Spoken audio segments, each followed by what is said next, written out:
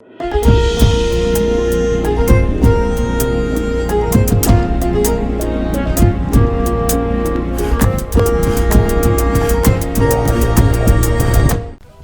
ሰላምታችን በእያላችሁበት ይድረሳችሁ ውድ የፍትህ ቤተሰቦች እንደምን አላችሁ? በዕለተ ቅዳሜ የምሽቱ የመረጃ ክፍለ ጊዜያችን ከሀገር ቤትና ከባህር ማዶ የተመራረጡ መረጃዎችን ልናስደምጣችሁ ተሰናድተናል። ዋና ዋናዎቹን በማስታወቅ እንጀምራለን። አሜሪካ ከ7 በላይ ተዋጊ ጀቶችን በአሁኑ የኢራን ጦርነት እንዳጣች ሲኤንኤን በዘገባ አመላክቷል።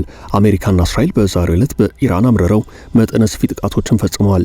ድልድዮች፣ ዩኒቨርሲቲዎች፣ የምርምር ተቋማትና የኤሌክትሪክ ኃይል ማመንጫዎችም የጥቃት ኢላማዎች ነበሩ። በኢራን ግዙፉ የቦሸር የኒውክሌር ኃይል ማመንጫ በእስራኤል አየር ኃይል ተመቷል። ዜና ጥንቅራችን በዝርዝር ይመለከተዋል።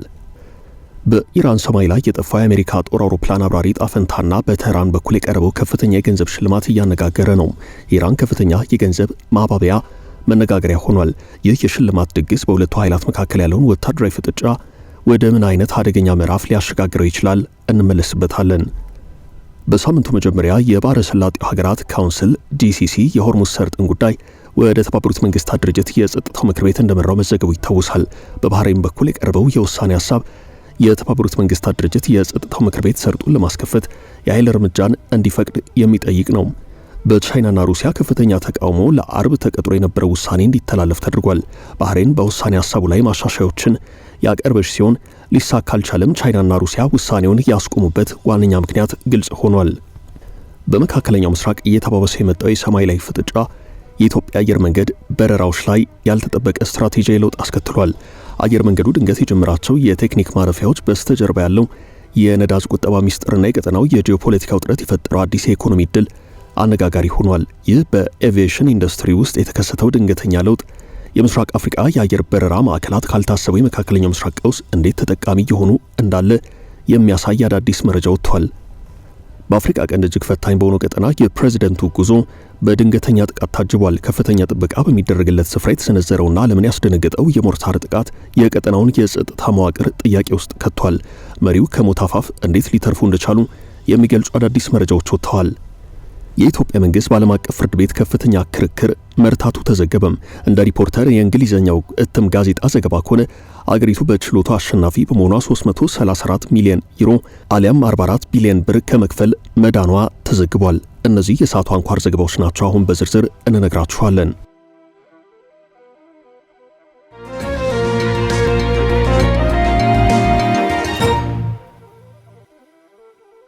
አሜሪካ የተመቱባት ጀቶች 7 ደረሱ። በትናንትናው ዕለት በኢራን ሰማይ ላይ ተመቶ የወደቀውን የአሜሪካ F-15 ተዋጊ ጀት ተከትሎ በዚህ ዙሪያ ሲኤንኤን ሰፋ ያለ ዘገባ አውጥቷል። አሜሪካ የኢራኑ ጦርነት ከተቀሰቀሰበት ዕለት አንስቶ እስከ ዛሬ ድረስ ቢያንስ 7 ተዋጊ አውሮፕላኖችን እንዳጣች ነው የተነገረው። በትናንትናው ዕለት ተመቶ በኢራን ሰማይ ላይ የጋየው F-15 ተዋጊ አውሮፕላን የ$100 ሚሊዮን ዋጋ ያለው ነው። አሜሪካ በዚህ ጦርነት ምን ያህል ወጪ እንዳወጣች ተጠቃሎ የወጣ መረጃ ባይኖርም እንደ ቢቢሲ ዘገባ ከሆነ ግን የቀን ወጪው ከ$1 ቢሊዮን ያላነሰ ነው። ትራምፕ ጦርነቱ ለ2 ወይም 3 ሳምንታት እንደሚቀጥል ተናግረዋል። እርሳቸው የጦርነቱን ቀጣይነት ከተናገሩ በኋላ በሁለቱ ተፋላሚ አካላት በኩል ከባድ ሊባሉ የሚችሉ ጉዳቶች ደርሰዋል። ኢራን በዛሬው ዕለት በእስራኤል ላይ አምርራ መጠነ ሰፊ ሚሳኤል ጥቃት ፈጽማለች። ከእስራኤል በተጨማሪ በዛሬው ዕለት ሳዑዲ አረቢያ፣ ዩናይትድ አረብ ኤሚሬትስና ባህሬን ጭምር የኢራን ድሮኖችና ሚሳኤሎች የጥቃት ኢላማዎች ነበሩ። የሩሲያ ሮሳቶም የኒውክሌር ኩባንያ ሰራተኞች የሆኑና በኢራን በኒውክሌር ምርምር ስራ ላይ የነበሩ 200 ሰራተኞች ከዚሁ ከእስራኤል የጥቃት ኢላማ ከሆነው ቦሸር የኒውክሌር ማዕከል ለቀው እንደወጡ ሩሲያ ተናግራለች። አሁን በእስራኤል አየር ኃይል የተመታው የቦሸር የኒውክሌር ኃይል ማመንጫ ረጅም የውጣ ውረድ ታሪክ ያለው ነው። ግንባታው የተጀመረው የኢራን እስላማዊ አብዮታዊ እንቅስቃሴ ጀምሮ ኢራን ከምዕራቡ ዓለም ጋር መቃቃር ውስጥ ከመግባቷ በፊት ነው። የተጀመረው በ1975 ነው። ከኢራን አብዮት በፊት በኢራንና ጀርመን ትብብር የተገነባ ሲሆን ዓላማው የኤሌክትሪክ ኃይልን እንዲያመነጭ ተደርጎ የተገነባ ነው። መገኛ ቦታው ከኢራን ዋና ከተማ ቴህራን 1200 ኪሎ ሜትር ደቡባዊ አቅጣጫ ላይ ይገኛል። የኢራንን እስላማዊ አብዮት ተከትሎ ጀርመንና ኢራን ሲለያዩ የቦሸር የኤሌክትሪክ ኃይል ማመንጫ ፕሮጀክት ባለበት ቆመ።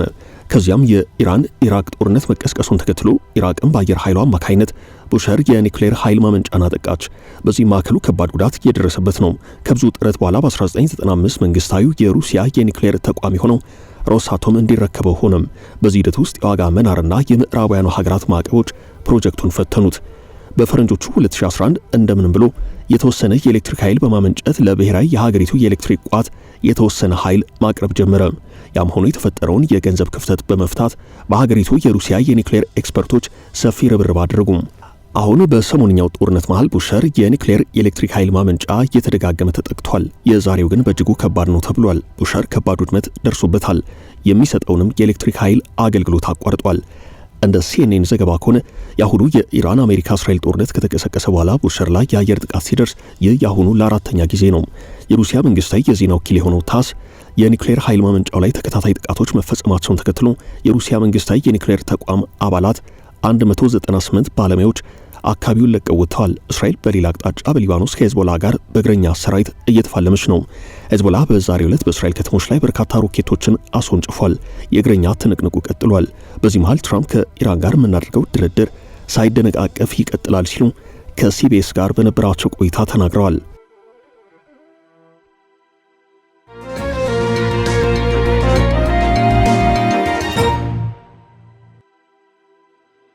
አሜሪካዊውን ፓይለት ለጠቆመኝ ወረታ ከፍላለሁ። ኢራን በኢራን ሰማይ ላይ የጠፋው የአሜሪካ ጦር አውሮፕላን አብራሪ ጣፈንታና በተህራን በኩል የቀረበው ከፍተኛ ገንዘብ መነጋገሪያ ሆኗል። የኢራን ከፍተኛ የገንዘብ ማባቢያ በመካከለኛው ምስራቅ ሰማይ ላይ ጠፋው የአሜሪካ ጦር አውሮፕላን አብራሪ ጣፈንታ የበርካቶችን ትኩረት ስቧል። ይህንን ጉዳይ ለመፍታት ፓይለቱ ያለበትን ሁኔታ ለማወቅ በተህራን በኩል የቀረበውና ዓለምን ያስገረመው ከፍተኛ የገንዘብ ሽልማት በሁለቱ ሀገራት መካከል ያለውን ውጥረት በግልጽ የሚያሳይ ነው። የዚህ ሽልማት መታወጅ በስተጀርባ ያለው እውነተኛ ፍላጎትና የአብራሪው መጥፋት የፈጠረው ስጋት በዓለም አቀፍ ደረጃ መነጋገሪያ ሆኗል። የኢራን መንግስት የጠፋውን አሜሪካዊ አብራሪ ለሚያገኝ ወይንም ያለበትን ቦታ ለጠቆመ $60,000 የገንዘብ ሽልማት እንደሚሰጥ በይፋ ተናግሯል። ይህ ከፍተኛ ሽልማት መጠን ተህራን አብራሪውን ለማግኘት ያላትን ከፍተኛ ፍላጎት የሚያሳይ ነው። ሽልማቱ ለማንኛውም መረጃ ላለው ግለሰብ ክፍት መሆኑ ተነግሯል።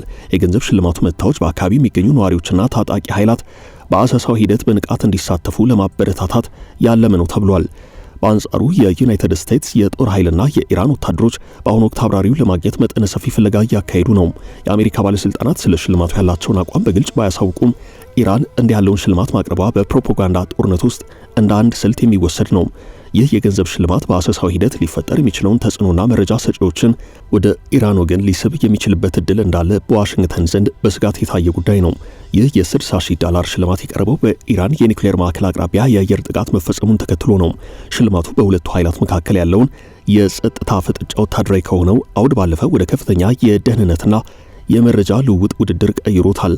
የአብራሪው መገኘት ወይንም አለመገኘት ለቀጣዩ ጦርነት ሂደት ወሳኝ ፋይዳ ያለው ሲሆን የቴህራን የገንዘብ ማባቢያ በዚህ ከፍተኛ የፖለቲካ ውሳኔ እንደ አንድ ትልቅ መሳሪያ ሆኖ ቀርቧል።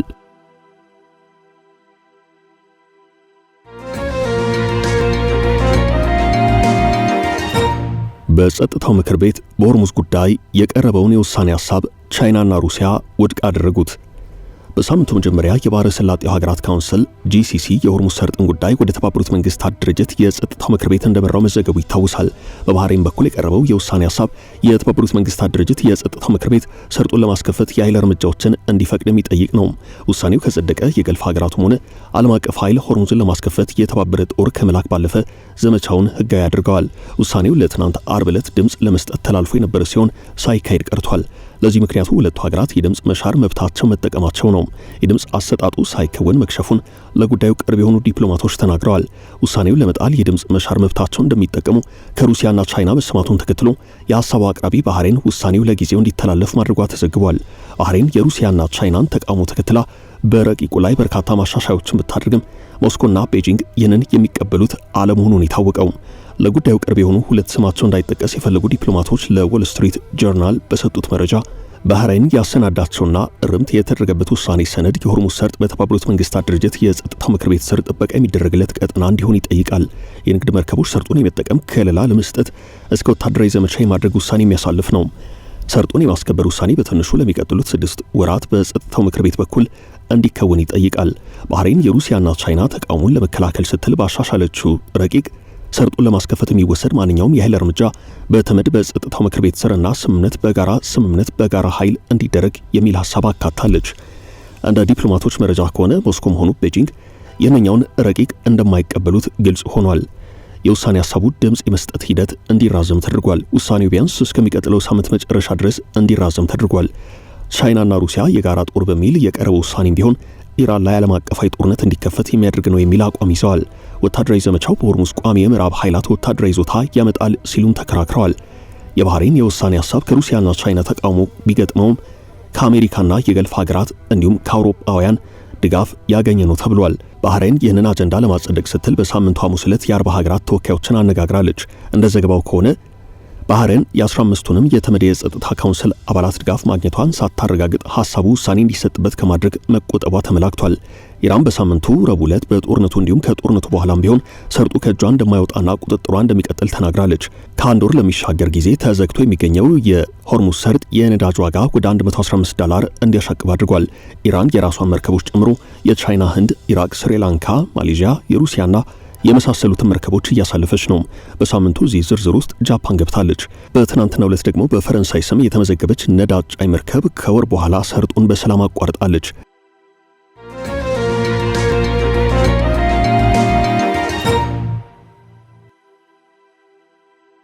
በጦርነቱ የኢትዮጵያ አየር መንገድ ስልታዊ እርምጃ። በመካከለኛው ምስራቅ እየተባባሰ የመጣ የሰማይ ላይ ፍጥጫ የኢትዮጵያ አየር መንገድ በረራዎች ላይ ያልተጠበቀ ስትራቴጂያዊ ለውጥ አስከትሏል።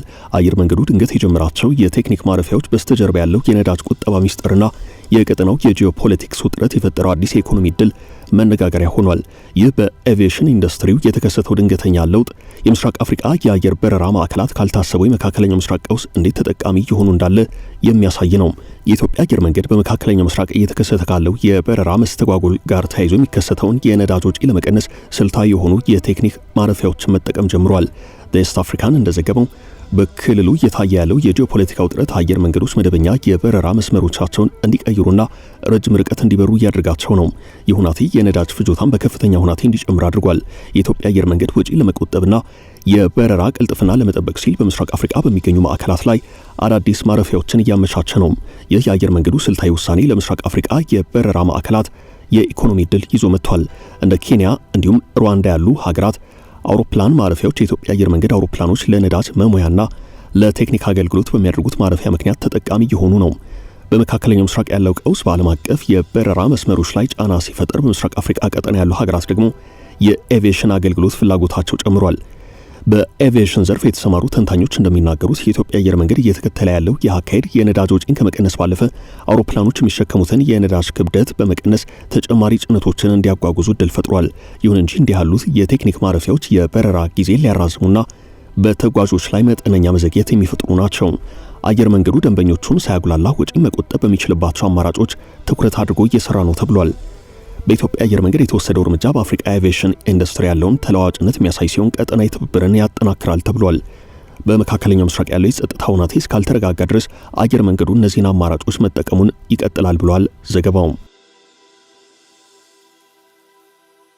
ፕሬዚደንቱ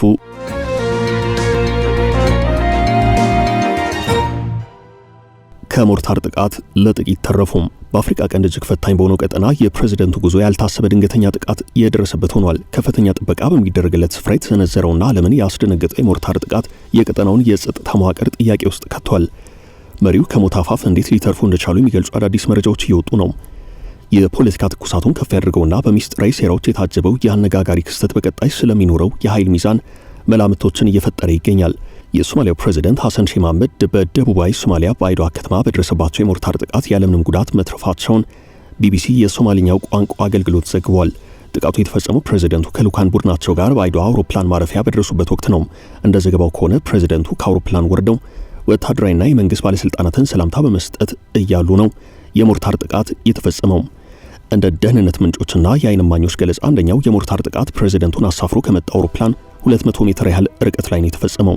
ጥቃቱ በተሰነዘረበት ወቅት የፕሬዝዳንቱ የጥበቃ አባላት በፍጥነት ከበው በመያዝ ወደ ጥይት መከላከያ ተሽከርካሪ ውስጥ ፕሬዝዳንቱን አስገብተዋል። ፕሬዝዳንቱ በባይዶዋ ጉብኝታቸውን የቀጠሉ ሲሆን በደረሰው ጥቃት በልኡካን ቡድኑም ሆነ በባለስልጣናቱ ላይ የደረሰ ጉዳት የለም። ለጥቃቱ ኃላፊነቱን የወሰደው አልሸባብ በባይዶዋ አውሮፕላን ማረፊያ የፕሬዝዳንቱንና ከፍተኛ ባለስልጣናትን ኢላማ ማድረጉን አስታውቋል። ይህ ጥቃት የተፈጸመው የፌደራሉ መንግስት በደቡብ ምዕራብ ግዛት አዲስ ጊዜያዊ መሪ ከሾመ ከጥቂት ቀናት በኋላ ነው።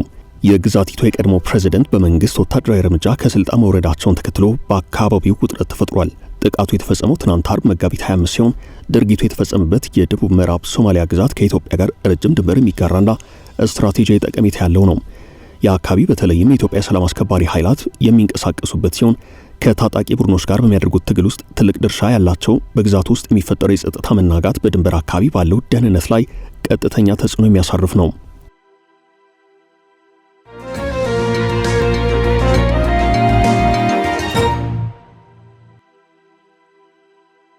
ኢትዮጵያ በዓለም አቀፍ ችሎት ረታች። የኢትዮጵያ መንግስት በዓለም አቀፍ ፍርድ ቤት ከፍተኛ ክርክር መርታቱ ተሰምቷል። እንደ ሪፖርተር የእንግሊዝኛው እትም ጋዜጣ ዘገባ ከሆነ ሀገሪቱ በችሎቱ አሸናፊ በመሆኗ 334 ሚሊዮን ዩሮ አሊያም 44 ቢሊዮን ብር ከመክፈል ድናለች። ከውጭ ኢንቨስትመንት ኩባንያ ጋር በዓለም አቀፉ የሕግ ችሎት የተሟገተው ኢትዮጵያ የሕግ ቡድን መሰል ድል ሲገጥመው ለሁለተኛ ጊዜ ነው ተብሏል። በአሜሪካ ባለሀብቶች ባለቤትነት የተያዘና መገኛውን በኔዘርላንድስ ያደረገ አፍሪካ ሴት ፋይናንስ ካምፓኒ የተሰኘ ተቋም የኢትዮጵያ መንግስት ላይ የ334 ሚሊዮን ዶላር ክፍያ የሚጠይቅ ክስ መስርቶ ነበርም። ውዝግቡ ኢትዮጵያ ብሔራዊ ባንክ ባወጣው ፖሊሲና መመሪያ መሰረት የተፈጠረ ሲሆን ባንኩ በኢትዮጵያ ኢንቨስትመንት ያላቸው የውጭ ኩባንያዎች እንደ ትራክተርና መሰል ቁሳቁሶችን ማሽነሪዎችን በሀገር ውስጥ ሲያከራዩ ክፍያው በኢትዮጵያ ብር ብቻ መፈጸም እንዳለበት በዶላር እንደማይሆን መመሪያ ማውጣቱ ነው። ኩባንያው ኤኤፍሲ የሚባል ሲሆን በዶላር እንዳይከፈለው ያደረገው የውሳኔ ከፍተኛ ኪሳራ ላይ ዳርጎታል። ቢዝነሱ ላይ ጉዳት መድረሱን አመልክቶም በሕግ ክስ መስርቷል። ኢትዮጵያ ፍትሐዊ ባለመሆንና በሕግ አንጻር የቢዝነስ እሴትን የመንጠቅ ያህል በደል ተፈጽሞብኛል ሲል ነው ወቀሳ ያቀረበው። የኢትዮጵያ መንግስት አነስተኛ ገቢ ያላቸውን የኢትዮጵያ አርሶ አደሮችን ለመከላከል ሲል ይህንን ውሳኔ እንዳሳለፈን የተነገረው። አንድ አርሶ አደር ትራክተር ከድርጅቱ ከተከራይ የምንዛሪ ገበያ ሲያስጨንቀው በሀገሩ ብር ምን ያህል መክፈል እንዳለበት የማወቅ መብት አለው። በኔዘርላንድሱ ፍርድ ቤት በ3 ዳኞች የተመረመረው ክስ በስተመጨረሻም ውድቅ ተደርጓል። እንደ ሪፖርተር መረጃ ከሆነ ሁሉም የውጭ ኩባንያ ያቀረባቸው መከራከሪያዎችና ማስረጃዎች ተቀባይነት አላገኙም። ችሎቱ ኢትዮጵያ ክፍያን ሂደት ግልጽ ለማድረግም ሆነ ደንበኞችን የመከላከል ሕግ የማውጣት መብት እንዳላት በይኗል። በተመሳሳይ በቅርቡ በሕግ ችሎት በቀረበ ሌላ ክስ ኢትዮጵያ አሸናፊ ሆነች ሲሆን ሁለተኛውን ክስ ያቀርበው የቱርኩ አክጎን ኢንሳት የግንባታ ድርጅት ነው። ኩባንያው የኢትዮጵያ መንግስት ላይ የግማሽ ቢሊዮን ዶላር የይከፈለኝ ካሳ ጥያቄን ያቀረበው ክሱ የቀረበው በአዲስ አበባ አቅራቢያ በሚገኝ መሬት ላይ ድርጅቱ እያካሄደ ያለው ግንባታ በመንግስት ውሳኔ እንዲቋረጥ መደረጉን ተከትሎ ነው። መንግስት ግንባታውን ያስቆመው ለከተማው ከሚቀርበው የንጹህ ውሃ መጠጥ ሀብት ጋር መቀራረቡን ተከትሎ ሲሆን ፕሮጀክቱ የውሃ ብክለት ሊያደርስ በሚችልበት ስጋት ላይ እንደሚገኝ በማሳወቅ የፕሮጀክቱን ስምምነት አቋርጧል። በዚህ የተነሳም ኩባንያው ጉዳዩን ወደ ዓለም አቀፍ ፍርድ ቤት ወስዶታል። በችሎቱ የህዝብ ጤና ጉዳይ ከግል የግንባታ ፕሮጀክት የበለጠ ሚዛን ይደፋል በሚል ክሱ ውድቅ እንደተደረገ ነው ሪፖርተር የእንግሊዝኛው እትም ጋዜጣ የዘገበው። ውድ ቤተሰቦቻችን ለዛሬ ያዝንላችሁን ርዕሰ ጉዳዮች እዚህ ላይ ቋጨን። ላይክ፣ ሼር እና ኮሜንት በማድረግ ለቻናላችን ድጋፋችሁን መግለጽ እንዳትዘነጉ እያልን ከሌሎች መረጃዎች ጋር ደግመን እስክንገናኝ